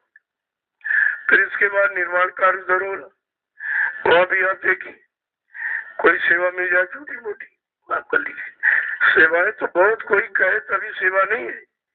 जब अपने घर में रहे तो कोई कहता तो उसे सेवा की। फर्श से देखते हो कोई सामान इधर वहाँ फर्श से उठा के रख दिया, वहाँ तो कोई कहना उठा के रखो, लेकिन नहीं कहते मेरा सामान। और यहाँ तुमसे समझते नहीं अपना, ये जो भी है सब तुम्हारा, तुम्हारी गाड़ी कमाई से यहाँ तैयार किया गया, इसलिए उस सामान में तुम्हारा पूरा अधिकार है और तुम इस अधिकार को समझ ही नहीं पाए अभी तक और चले जा रहे हो। बड़ा कोई सामान पैरों से कुचलते चले जा रहे, यही नहीं समझ रहे कि तुम्हारा ही। यहाँ एक कंकर भी पड़ा वो भी तुम्हारा, उसमें भी तुम्हारी गाड़ी कमाई लगी, ऐसे नहीं आया, खरीद के आया और तुमने अपनी दौलत खर्च की है, उसी से कंकर पत्थर खरीदे गए, उनमें तुम्हारा पूरा लगाव होना चाहिए। कोई इधर से पड़ा भर से उठाओ उसको व्यवस्थित तरीके से, तो किसी से कहने की जरूरत नहीं। और जो लोग देखेंगे उन पर कितना बड़ा प्रभाव पड़ेगा। देखो इनसे कोई नहीं कहता है, एक एक कंकड़ पत्थर ये चुन करके वहां रखते हैं, ये समझते हैं ये मेरा है, ये मेरा है और इसी से तो काम होगा। अगर एक एक आप बिखेर दे दिए सब खत्म हो जाए, कुछ नहीं बचेगा, कुछ बचेगा ही नहीं। तो हर बात को समझा करो, कोई कहे तभी करो, ऐसा नहीं।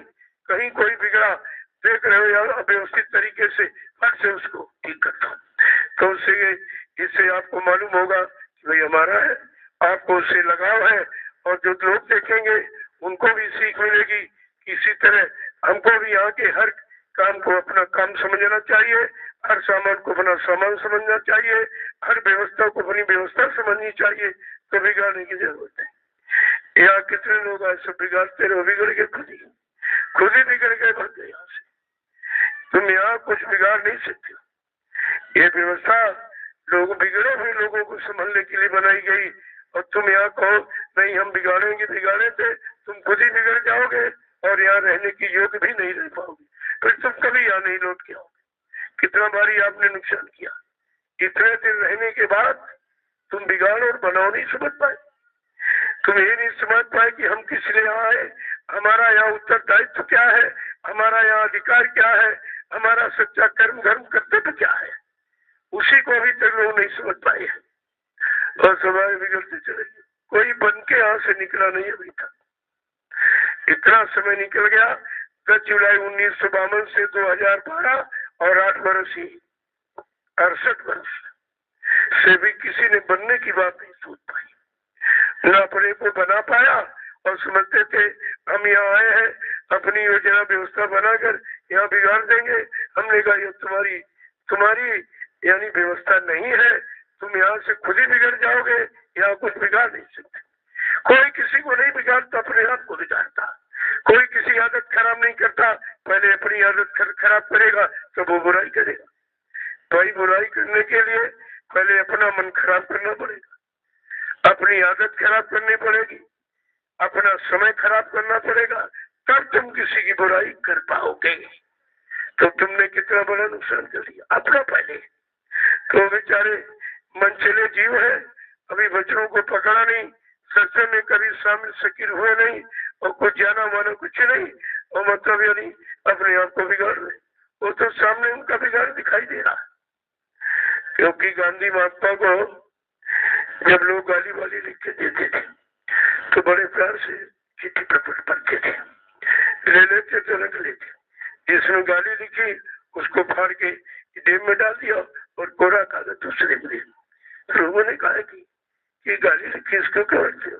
कहते को बड़ी मेहनत से बड़े प्यार से अपने मन को खराब करके तब तो उसने गाली लिखी है, मैं उसकी वक़्त करूंगा तो इसको ये अंगीठी जलाने काम आ जाएगा। ये जलाने वाली चीज रखने वाली नहीं है, लेकिन जलाएंगे वहां उससे भी काम होगा।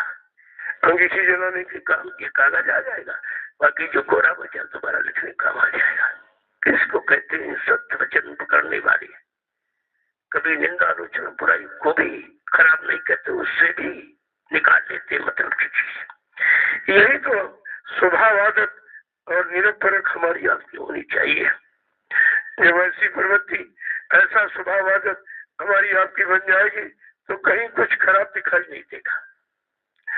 जय गुरुदेव, जय गुरुदेव। अब लोग हमसे कहते हैं आपकी बड़ी बुराई होती, तुमने तो हमेशा रहा। कोई नया काम नहीं, काल के जीव अपना काम करेंगे। दयाल की उनको कोई भी स्वभाव आदत दिखाई नहीं देती है, कोई सच्चा सही रास्ता उनकी समझ में नहीं आता है, तो अपना काम कर रहे।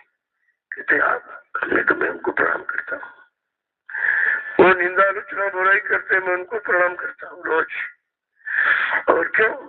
कहते वो तो महापुरुषों ने बताया कि निंदक को करो प्रणाम, जो तुम्हारी निंदा आलोचना बुराई करे और नित्य प्रणाम करो उसको, कि तुम बने रहो इसी काम में लगे रहो, मेरा भजन बच जाएगा और कर्मों का बोझा तुम उतार लोगे। कितना अच्छा काम तुम्हारा हो रहा, सब तुम्हारा कर्म कर्जट हो रहे हैं सब, और तुम भजन में लगे रहो। तुम्हारा उनकी तरफ देखने का समय मौका था। कहते क्या आप सुनते नहीं? उन्होंने कहा नहीं, हमारे पास सुनने का समय नहीं है।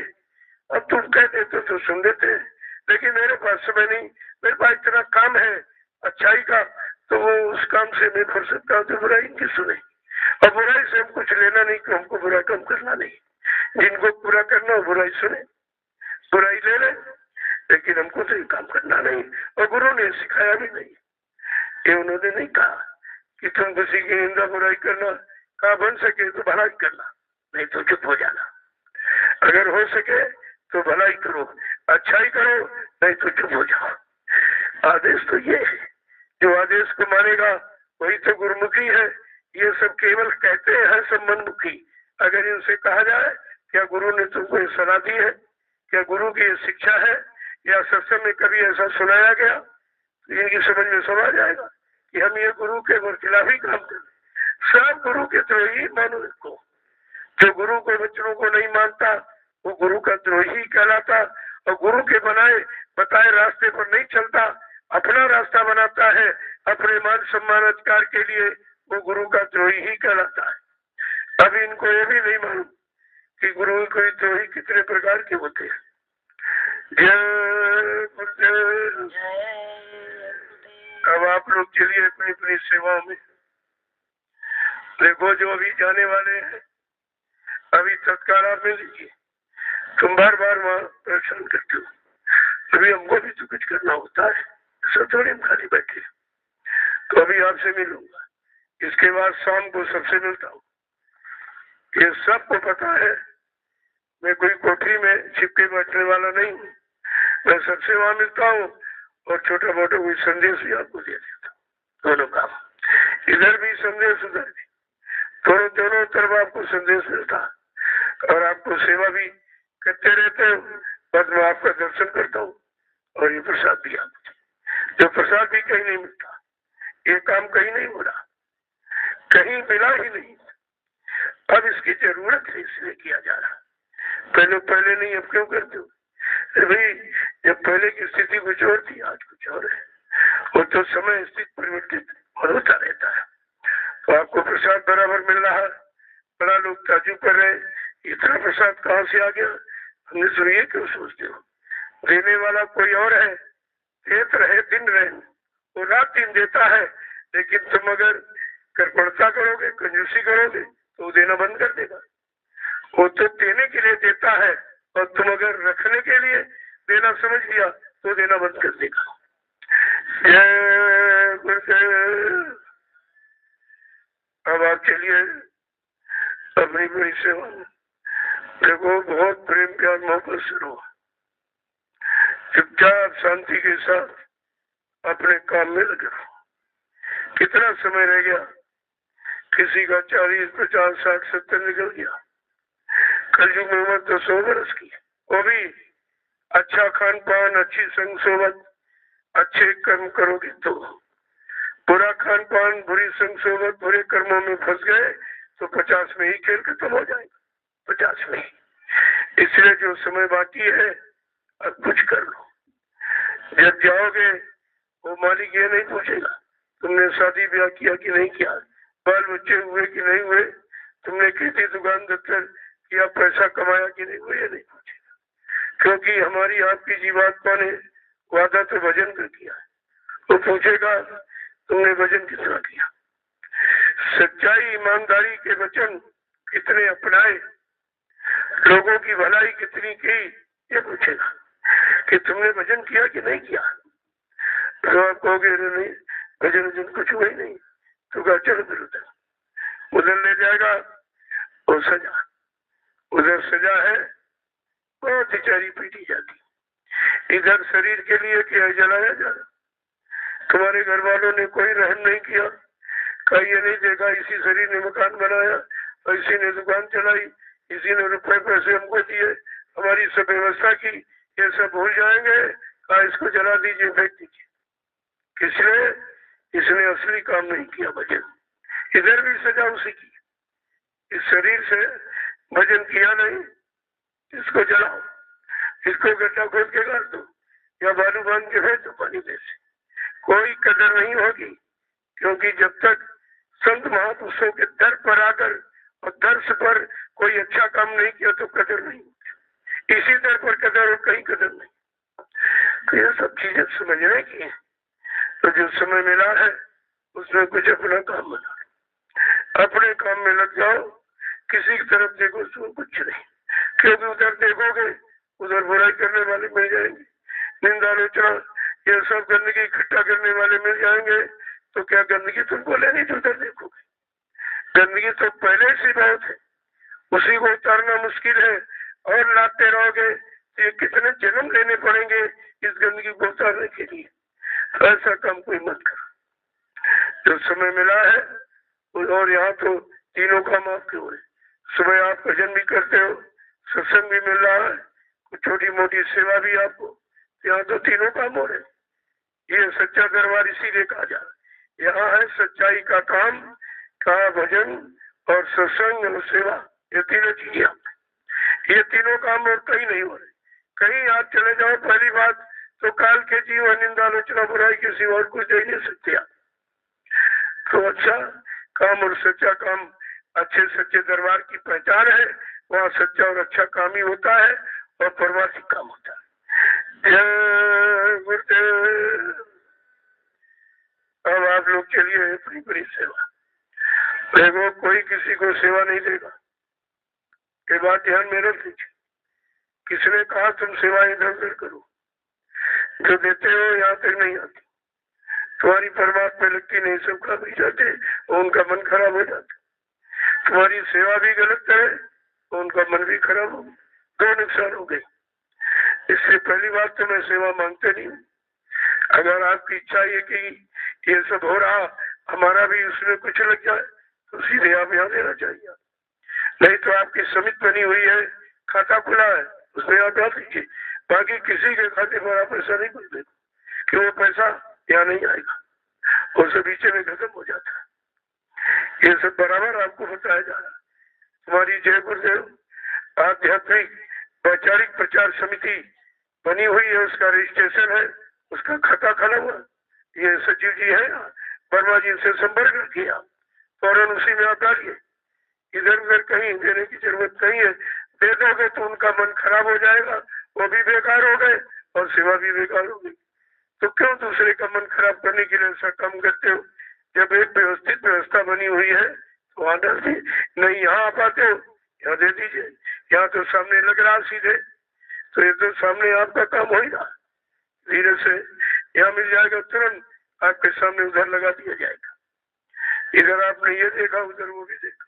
ये सब तुम्हारे सामने जब हो रहा है, तब इधर उधर भटकने की जरूरत क्या है? यहाँ तो ऐसा कोई काम ही है नहीं।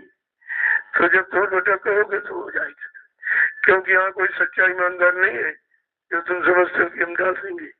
ये दौलत है, ये माया किनकी भाई? क्या मैं जग बौरा रहा हूँ? सारा संसार पागल दिखाई दे रहा, तो आप ऐसा काम क्यों करते हो? जब व्यवस्थित व्यवस्था बनी हुई है, सीधे आकर के यहाँ दो तो तुरंत तत्काल ये सेवा में आपका लग जाए।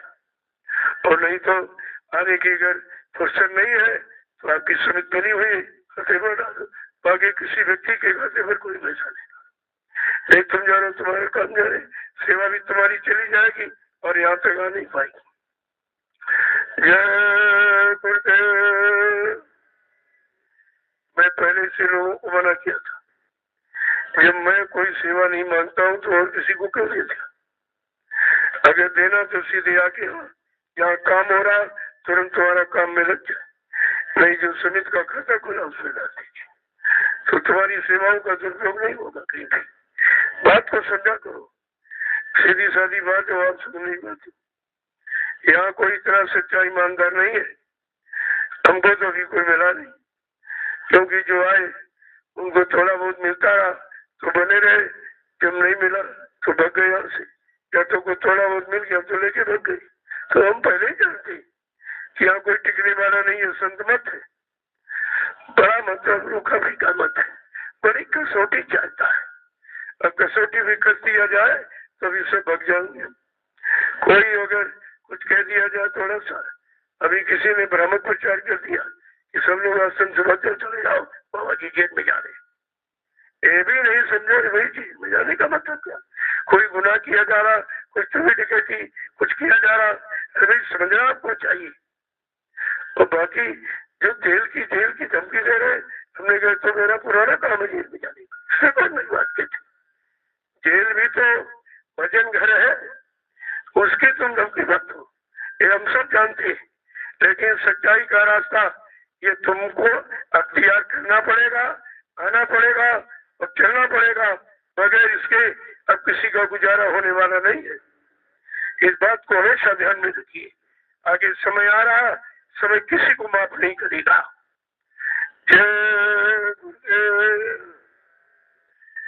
तो आप लोग सेवा में चलिए, और मैं शाम को तो सबसे मिलता हूँ। अगर कोई विशेष इमरजेंसी है और जाना चाहते तो आ जा सकते, यहाँ रोका किसी को नहीं जा रहा, क्योंकि आप जाओगे तो फिर नए लोग आ जाएंगे, उनको भी मौका मिल जाएगा सेवा का, दर्शन सबका मत हो गया। तो अच्छी बात है, जो जाने वाले मैं अभी उनसे मिल लूंगा। जय गुरुदेव।